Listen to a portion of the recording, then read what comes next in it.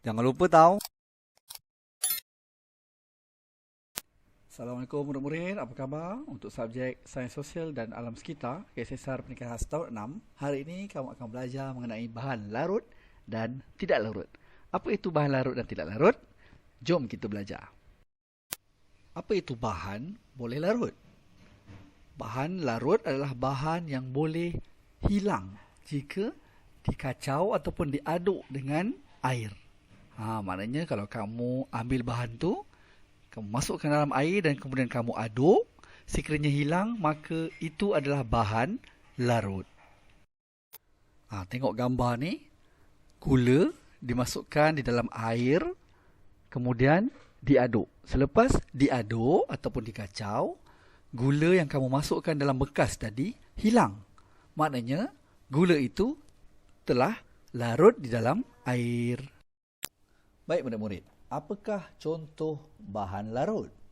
Contoh bahan larut adalah seperti serbuk sabun, sabun cuci pakaian tu, gula pasir dan juga garam. Jadi ini adalah bahan-bahan yang jika kamu aduk dalam air akan hilang, akan larut. Murid-murid, apa pula bahan tidak larut?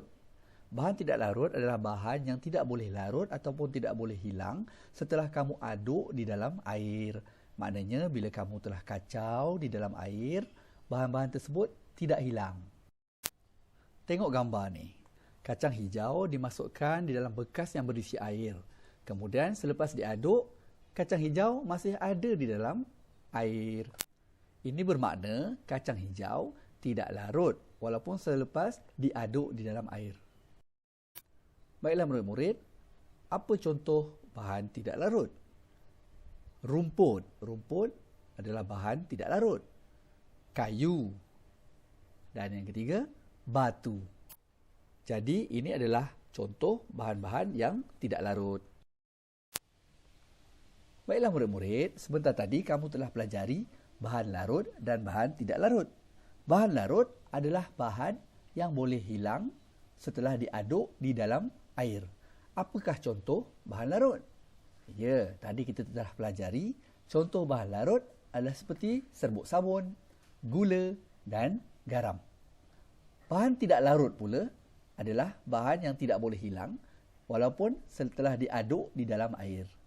Apakah contoh bahan tidak larut? Batu, kayu, rumput dan apa lagi murid-murid? Jadi cikgu harap kamu boleh beri contoh-contoh lain bagi bahan larut dan bahan tidak larut. Murid-murid, pada kelas minggu hadapan, kita akan buat aktiviti penerokaan terhadap bahan larut dan bahan tidak larut. Jumpa lagi murid-murid.